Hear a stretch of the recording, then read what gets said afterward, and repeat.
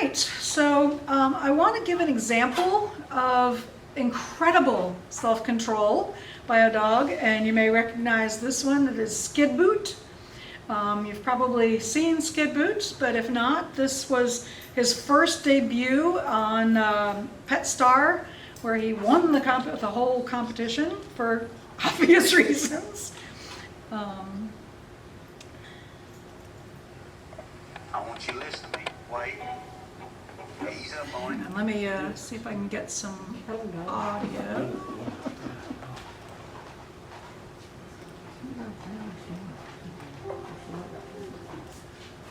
So I don't know if you're going to be able to hear this or not. Well, I might have No. Come on. Take a step. One step.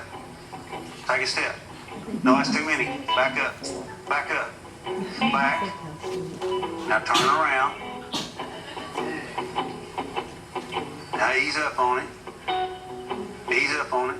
No, that's too close. Now turn the other way. That's pretty good. Now, can you go over and touch Mario? Go touch Mario. Wait. Wait. Take a step. Get closer. Get closer. Get closer. Back up. Get closer. Get closer. Get closer. Back up. Can you say your prayers? Can you get down and say your prayers? Say your prayers. Okay. That's a good boy. Now stand back up, please. Okay. Now turn around again. Now turn the other way. Now ease up to it. Just a little closer. Now just touch it. Touch the ball. Okay, that's a good ball. Okay, now get closer.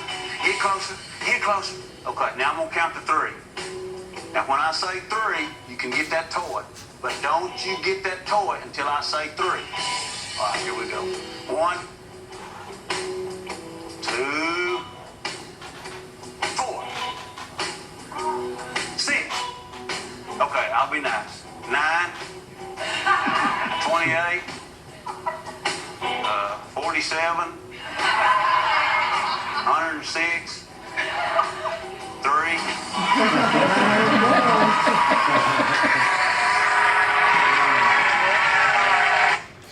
So that is an extreme level of self-control, but it is possible. And it's amazing what dogs can do when they understand the concept, because they can remain in thinking mode and be able to process the verbal cues that we're giving. So I did a very modified version of this with my own dog. Just very quickly, I'll show you. It's nowhere near Skid Boot level. But the bite sleeve, this is a puppy sleeve, but a bite sleeve was like his absolute most favorite thing. And especially when it was moving.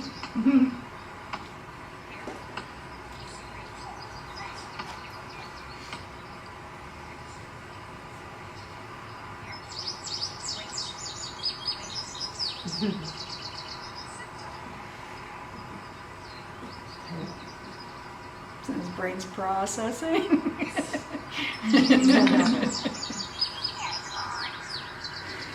So that was my take on Skid Boot. So the first game that you're probably all familiar with is No Mugging. I don't have a video of this one because it's pretty common.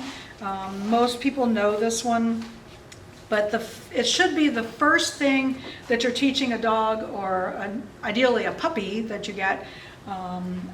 Even better is when the breeder teaches it to the puppies before they even go to the new homes.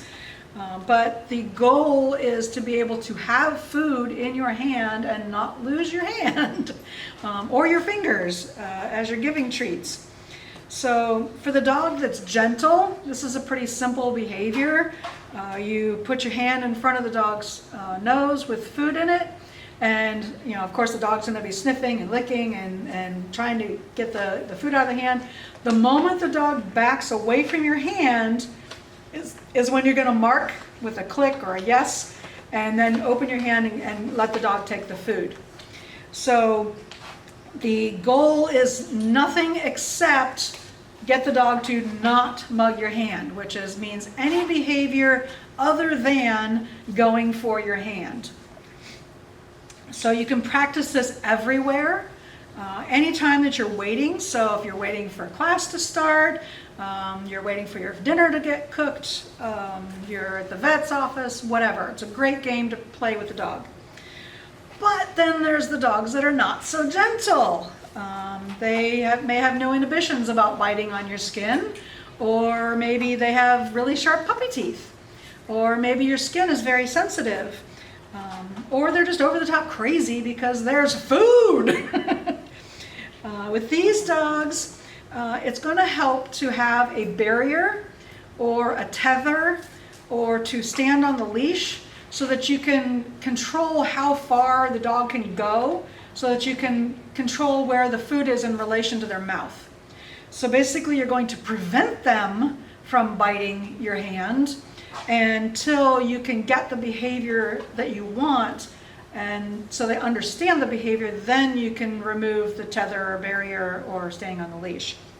So the other thing is if it's like puppy teeth and they just hurt, or if it's your skin that's fragile, you can try leather gloves, and those will help protect your hand. You can also use a container that the dog can't bite through in one chomp as in place of your hand. So say you have the food in the container and you're going to use that just like you would your hand.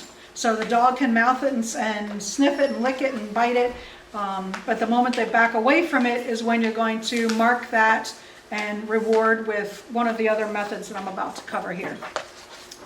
So the thing to remember is distance is your friend. That's going to be a theme throughout tonight. And again, it goes back to the herding thing, where distance from the field is going to be the friend, because the further you get from the field, the more likely it is the dog can think. So in this case, if the dog just can't possibly think while the food is accessible, either in a container or your hand, then you're going to move it further away. But again, you're going to look for that moment the dog backs off of the food, whether they turn their head, or they take a step back, or they rock their weight back. That's what you're looking for.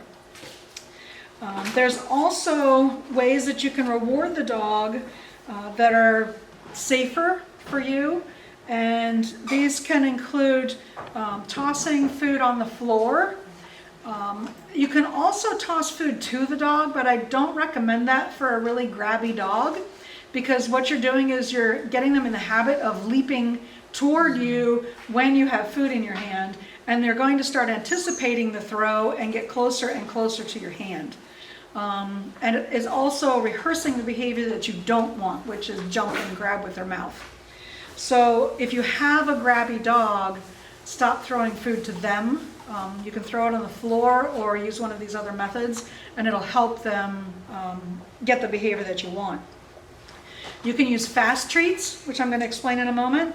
You can use an O hand, which I'll show a little video clip of, but that's on the bottom right photo. You can deliver the treats with a spoon or a Kong. You can use a food tube. So if you use any kind of smushy food, you can fill a refillable food tube and then just squeeze a little bit out and let them lick at that. You can use a lickety stick, which is a commercial product on the bottom right. And you can also use a metal spoon with pate style dog food. For the first about year that I had my Malinois as a puppy, he was a very hard grabber of anything, any reward, food, toy, it didn't matter. And so what I would do is I would put a can of pate style dog food in my treat pouch with a spoon, and then just dip a little bit in there and reward him with a spoon. And after about a year, he decided that chomping onto the metal spoon wasn't that pleasant, and maybe he would take it a little bit more gently. So it can take a while for the high drive dogs to make the connection, but it will work. And so let me show you some videos here. if it will switch. Come on. Thank you. So this is just a very quick one of how to reward with the spoon or a filled Kong. So you basically just take a big spoon and slather it with peanut butter. You can't really hear my clicks, but when he sits, I'm clicking.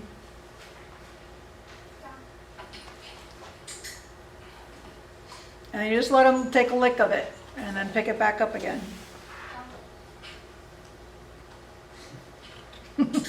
Processing. The other thing you can use as a Kong is basically the same way. What you're wanting to do is encourage licking. Instead of the teeth, you want them to think tongue. And so that if they come at your hand with their tongue, it's a much more pleasant than when they come at it with your teeth.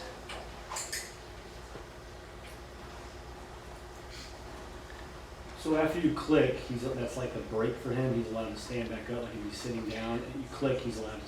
Yes, the click ends the behavior. The click marks the moment that they are doing what you want, and you can think of it like a camera shutter.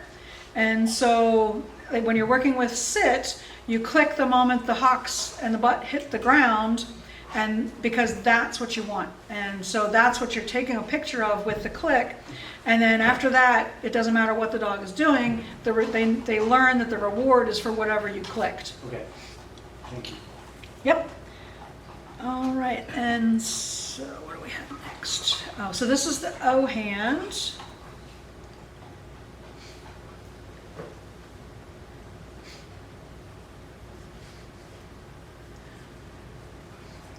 So you got food, the treats in your hand, and you're just forming an O with your finger and thumb.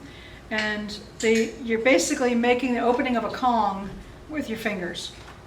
Same concept. And the dog will learn to lick into the hand to get the treats rather than grab for cookies. So if you started with the container, you can reward with one of these methods that I talked about. And again, I'll talk about fast treats in a moment. The other thing you can do is lower the value of the reward that you're using.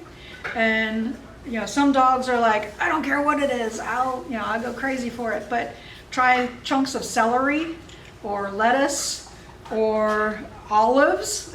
I actually had a cattle dog who ate olives. And you can also try pieces of citrus. And I also know somebody who used the packing peanuts that are made of cornstarch. So if you put a little bit of water on packing peanuts and they dissolve, that means they're made of cornstarch. It's just cornstarch. And so you could actually use those for the crazy high drive dogs. I've got something in my hand. You see, I put something in my hand, and you put that down, and hopefully they don't mug you for cornstarch. And then you can click and reward with something from another location for the behavior of backing off of your hand. So, any questions about that one? All right, so next we have Hand Zen. I already did that one. So definitely work on the not mugging first, so the dog has the concept of backing off of the treat. And then what we're going to do is change it from any behavior that's not mugging my hand to I'll reward you if you look my direction. So when the dog looks away from the food, that's when you mark it and deliver the food. So, or looks toward you, I should say. Not that they look away from the food, but they look toward you. At first, you may not get eye contact. They may look in your direction. And on the video that I have, I'm only using one hand. It was 13 years ago.